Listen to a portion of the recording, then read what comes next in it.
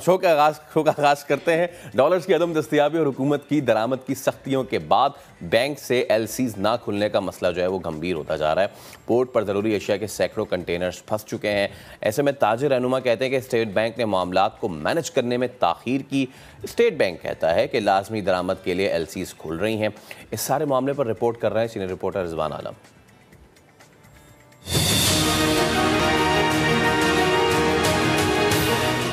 IMF programme भी बहाल हो गया, दोस्त ममालिक भी मदद को आ गए, लेकिन सियासी अदम इस्तेहकाम और तारीख के बदतरीन सैलाब की वजह से पाकिस्तान के माशी मुंतजमीन के लिए मुल्क की डॉलर की जरूरियात पूरी करना बदस्तूर चैलेंज बना हुआ है। आमदनी और अखराजात के गैर मामूली फर्क की वजह से जरूरी अशिया की दरामदात के लिए डॉलर्स का हुसूल मुश्किल हो गया है। यहाँ तक के मुर्गियों की फीड के लिए सोयाबीन को लाने वाले कई जहाज पोर्ट कासिम पर फंस गए हैं, जिसकी वजह से पोल्ट्री एसोसिएशन ने खबरदार कर दिया है कि मुर्गी के गोश्त और अंडों की किल्लत और कीमतें आसमान पर पहुंच जाएंगी। इसी तरह प्याज, लहसुन और अदरक के 400 से ज्यादा दरामदी कंटेनर्स भी कराची की बंदरगाह पर फंस गए हैं। पाकिस्तान वेजिटेबल एसोसिएशन के मुताबिक इन कंटेनर्स को रिलीज करने के लिए कमर्शियल बैंकों से डॉलर्स न मिलने से सब्जियों की बेकाबू कीमतें मजीद आउट ऑफ कंट्रोल होती जा रही हैं। खाने पीने और दीगर जरूरी अशिया के बंदरगाहों पर फंसे हुए इन सैकड़ों कंटेनर्स ने ताजिरों को परेशान कर रखा है। बहुत सारी ऐसी शिपमेंट्स थी जो पोर्ट पे मौजूद थी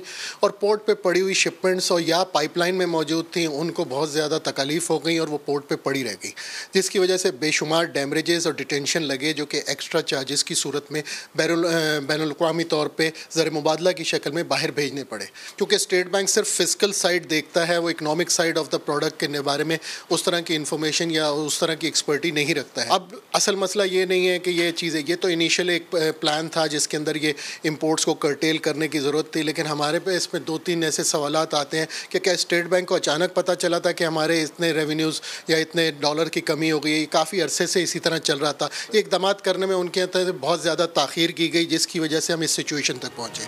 ताजिर रहनुमाओं ने ऐसी मसनूआत की निशानदही भी की है जिसका दरामद होना मुल्क के लिए ज़रूरी है। जी, सोलर पैनल एक ऐसी चीज़ है जिसको हमारी स्टेट बैंक से बारहा हम ये कह रहे हैं कि इसको आप फ़ौरन देखें, आप इसको जो है क्लियर करें, बिकॉज अभी आगे एनर्जी का क्राइसिस भी है और जो माल आ गया है उसको हमने क्लियर भी करना है। एक तरफ गवर्नमेंट कह रही है कि आप सोलर पे मज़ीद जाएं, जो कि आपका एक फ्री एनर्जी है। सर, मिसाल के तौर पे हम LED लाइट्स की बात करते हैं, उनके रॉ मटेरियल की, मेडिकल डिवाइसेस की हम बात करते हैं, हम सोलर्स की हम बात करते हैं, इसी तरह मशीनरी के स्पेयर पार्ट्स की बात करते हैं, इसी तरह हमारी एग्रीकल्चरल मशीनरी है जो कि हमारी बैकबोन है हमारी इकोनॉमी की। ये सब चीज़ें चैप्टर 84-85 के अंदर आती हैं। तो इसको ये नॉन एसेंशियल प्रोडक्ट्स नहीं थी, ये इंतहाई अहम चीज़ें थी।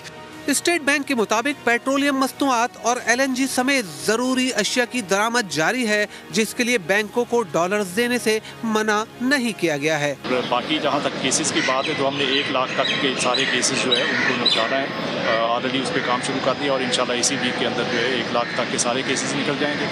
इसके अलावा हमने जो है वो एक्सपोर्ट ओरिएंटेड प्रोजेक्ट्स जो है उनके लिए कुछ चीज़ें वो फैसिलिटेट करने के लिए किया है और वो भी हम उनको साथ साथ फैसिलिटेट कर रहे हैं। इसके अलावा जो है वो जो बिजनेस हैं कुछ जिनके प्रोजेक्ट्स जो है वो कंप्लीशन के पास पहुंचे हुए थे और उनकी कुछ मशीनरी रहती है तो वो भी हमने उनको क्लियर करवा दिया है। दरामदात में कमी से परेशानियां अपनी जगह, मगर तस्वीर का एक रुख ये भी है कि ज़र मुबादला बचाने की हुकूमती पॉलिसी से न सिर्फ एक तरफ मुल्क का करंट अकाउंट खसारा कम हुआ है, जबकि अशिया दरामद करने के बजाय मुल्क में तैयार करने का रुझान भी बढ़ा है। बिजनेस कम्युनिटी तस्लीम करती है कि हमारे ज़र मुबादला के ज़खायर की जो सूरत हाल इस वक्त है उसे गैर ज़रूरी अशिया और लग्जरी आइटम्स की दरामद पर ज़ाया नहीं करना चाहिए, लेकिन उनका ये मुतालबा है कि दरामदात को कंट्रोल करने के हवाले से जो भी पॉलिसियाँ बनाई जाएं उसमें बिजनेस कम्युनिटी को ऑन बोर्ड लेकर फैसले किए जाएं।